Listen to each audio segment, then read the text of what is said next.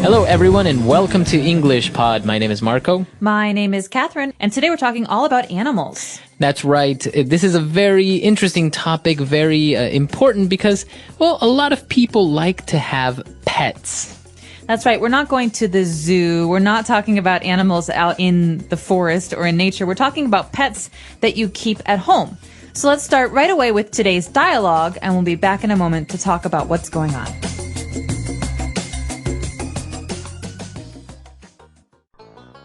We have been over this 100 times. We are not getting a pet. Why not? Come on. Just a cute little puppy or a kitty. Who's gonna look after a dog or a cat? I will. I'll feed it, bathe it, and walk it every day. We can get a Labrador or a German Shepherd. What if we want to take a vacation? Who will we leave it with? Plus, our apartment is too small for that breed of dog. Okay. How about we get a cat? Or a ferret? We're planning on having children soon. I don't think those animals are a good idea with a baby in the house. Fine. Let's get a bird then. We can keep it in its cage and teach it to talk.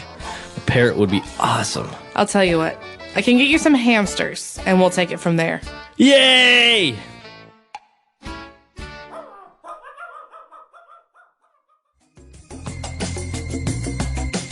All right, we're back. So obviously, having a pet at home is a very big responsibility. And well, this is what the couple was talking about. But before we get into that discussion, why don't we take a look at 5 key words that we have picked out for you on Language Takeaway. Language takeaway. So first off, the couple is talking about whether they should get a dog or a cat or a puppy or a kitty. And when they start talking about dogs, they talk about what kinds of dogs or the breed of the dogs. Let's look at this word. That's right. They were talking about a German Shepherd or a Labrador. And as you said, this is the breed, or maybe you can say a kind of dog. That's right. So breed is the technical word to describe the kind of dog that something is. So like you said, these are 2 examples. There are many, many, many breeds that we can talk about, but we'll just leave it at this for now. But we talked about some other kinds of animals today. But we heard about some other kinds of animals today. Not dogs, not cats, maybe smaller animals. That's right. One of the animals that the person mentioned was a ferret. Ooh, a ferret. So this is a very small, kind of long animal. That's right. You may have seen it pets before. They kind of look like, I don't know, they have the face of a rat maybe, but they're very long. And they're thin. They're very thin. They're not like a rat because maybe their body shape is very, very different. But they're also kind of small and they like to eat those little insects and things, right? I don't know if they have long tails like rats do. I think they have furry tails. Their tails are different, yeah. So that's a ferret, but we also heard about a special kind of bird. That's right. We talked about a parrot. So, as you know, there are many different kinds of birds. You can see birds out your window all the time, but birds that come from tropical places, usually very, very colorful birds, are called parrots. That's right. So, a parrot usually can talk or imitate what you say or sounds, right? That's right. They're actually very famous in the bird world for having a good ability to reproduce or to mimic the sounds that you make. So if I say hello, my parrot says hello. Yeah, exactly. It's really strange. They're very, very intelligent animals. So that's a parrot. And our last animal is a very small animal, very popular also to have as a pet. We talked about a hamster. A hamster. So this is a little bit like a mouse. They're furry, they're small, they're round, and they live in glass cages or fish tanks usually. Yeah, they're very small. They don't really do much. They're just little furry creatures, and they, I don't know, they just eat all day. Sometimes they get them those little wheels that they can get inside and run around all day. That's right. Or when I was a child and we had a hamster, we had a special plastic ball, and you put the hamster in the ball, and he would go around the house. Yeah, exactly. It's very fun. All right, so we took a look at the pets that you can buy, domestic animals, but taking a look at something very specific when they were describing the responsibilities of having maybe a dog or a cat, they said they have to feed it, bathe it, walk it. So obviously we know that feed it is to give it food, but what about bathe it? Okay, so you might know the word bath. Okay. That's a thing. It's a noun. Bathe is a verb, to bathe. And so I can bathe myself. That means I take a shower, I clean my body, or I can bathe something else, like an animal. So bathing a dog means basically washing a dog. Right. So it sounds very fancy or formal if you say, I'm going to go take a shower, or you say, I'm going to go bathe. Yeah. We don't really say that as much, but we often say bathe when we're talking about cleaning other things. Not a table, but cleaning people or animals. Right. So you can say, did you bathe the baby? Or did you bathe the dog? Okay. So, and also remember that even though the dog may be female or male, we don't give it gender, right? We describe it as it. That's right. Animals are almost always considered it in English, although some people who really love their animals call it he or she. Right. So it's kind of your decision. It's not really incorrect if you say, oh, my dog, she's so beautiful if it's a female. But, technically you should say, my dog, it's very beautiful. Yeah. Okay. So we've taken a look at a lot of words there. Why don't we go back, listen to the dialogue, and we'll be back in a bit.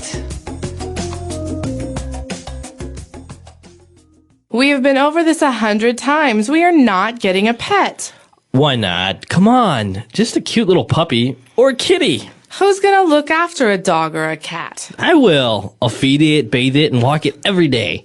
We can get a Labrador or a German Shepherd. What if we want to take a vacation? Who will we leave it with? Plus, our apartment is too small for that breed of dog. Okay. How about we get a cat? Or a ferret? We're planning on having children soon. I don't think those animals are a good idea with a baby in the house. Fine. Let's get a bird then. We can keep it in its cage and teach it to talk. A parrot would be awesome. I'll tell you what. I can get you some hamsters, and we'll take it from there. Yay!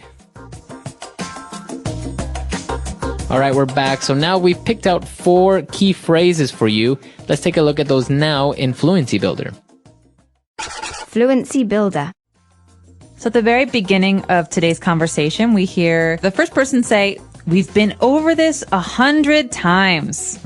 So what does this mean? This means that they've never talked about this before? No, this is actually the opposite, but it's a way to exaggerate, right? Because obviously they haven't maybe talked about getting a pet 100 times, but you're just making emphasis on the fact that we've talked about this many, many, many times. And almost like you're tired of it. Like, oh, do we have to talk about this again? Right. It's like you said, an exaggeration to say, come on. So we've been over this 1,000,000 times. We've been over this 100 times. These are all ways of saying, oh, we have to talk about this again. Exactly. You're emphasizing that, well, maybe you've done it too many times already. All right. And, when they were talking about the puppy or the kitty, the guy asked, well, who's going to look after the dog or the cat? Okay, so this is an important phrase. We're going to treat this as a kind of a chunk. These words go together. To look after. So we could look after a baby or look after the pet. This means to watch or to care for. Right, to take care. So maybe if you're going to go out tonight, you want to leave your son with a babysitter to look after him. Right, to make sure that there are no problems or to make sure that he eats and goes to sleep. Exactly. So to look after, to take care or to make sure he or she is okay. All right. And well, obviously the guy didn't want a puppy. He didn't want a kitty. So the girl was giving alternatives and said, well, how about we get a cat or a ferret? Okay. The phrase here, how about, is very, very common in English. I think a lot of people who learn English have a hard time knowing when to use this phrase. How about? That's right. So it's very simple. The phrase, how about, is to give an alternative, right?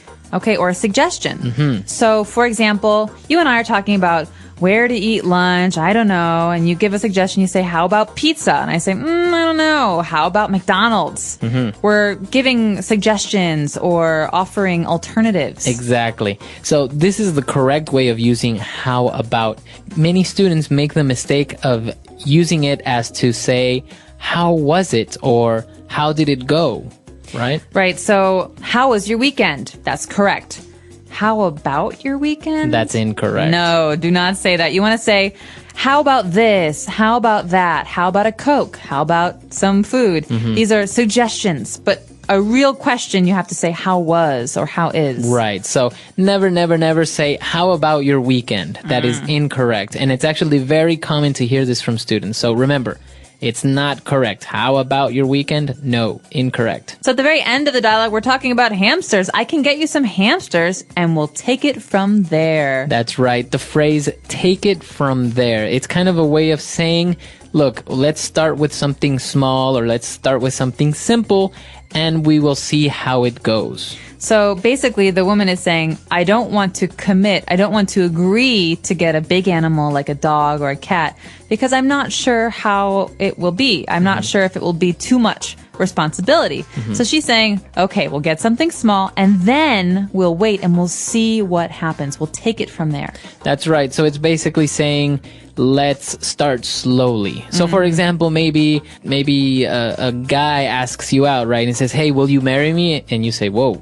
Let's go on a date first and we'll take it from there. Exactly. We'll right. see what happens. So let's start slowly. Let's take things step by step. All right, so that's all the phrases that we have for you today. I think we should listen to the dialogue one last time, and we'll be back to talk a little bit more.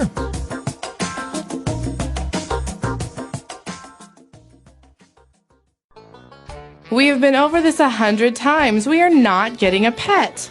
Why not? Come on. Just a cute little puppy or a kitty. Who's gonna look after a dog or a cat? I will. I'll feed it, bathe it, and walk it every day. We can get a Labrador or a German Shepherd. What if we want to take a vacation? Who will we leave it with? Plus, our apartment is too small for that breed of dog. Okay. How about we get a cat? Or a ferret? We're planning on having children soon. I don't think those animals are a good idea with a baby in the house. Fine. Let's get a bird then. We can keep it in its cage and teach it to talk. A parrot would be awesome. I'll tell you what. I can get you some hamsters, and we'll take it from there. Yay!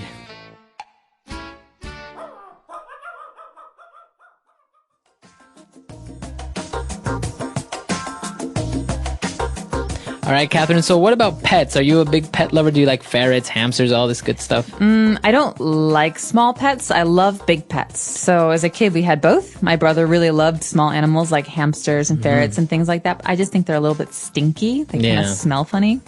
So ever since, I've always really liked big animals like dogs. So you are a dog person. I am a dog person. This is something interesting that we describe in English. People say, I am a dog person, I am a cat person. It's almost like it says something about your personality. Exactly. So if you're a dog person, it means that you prefer dogs or you like dogs. If you're a cat person, you prefer cats. And a lot of people really like dogs, but don't really like cats. Or they love cats and they can't stand dogs. Right. I think it even gets to the point where I've heard that maybe on dates, people will ask, so are you a dog person or a cat person? I know that's how I pick dates. Really? What about you? Are you a dog person or a cat person? I'm definitely a dog person. I think, Good answer. yeah. I think cats are, they're nice and they're cuddly and I think they're very good indoor pets and a little bit more fun than maybe a hamster. But I think dogs have more life and are more energetic. I think cats are very lazy. And I think sometimes cats like to play mind games.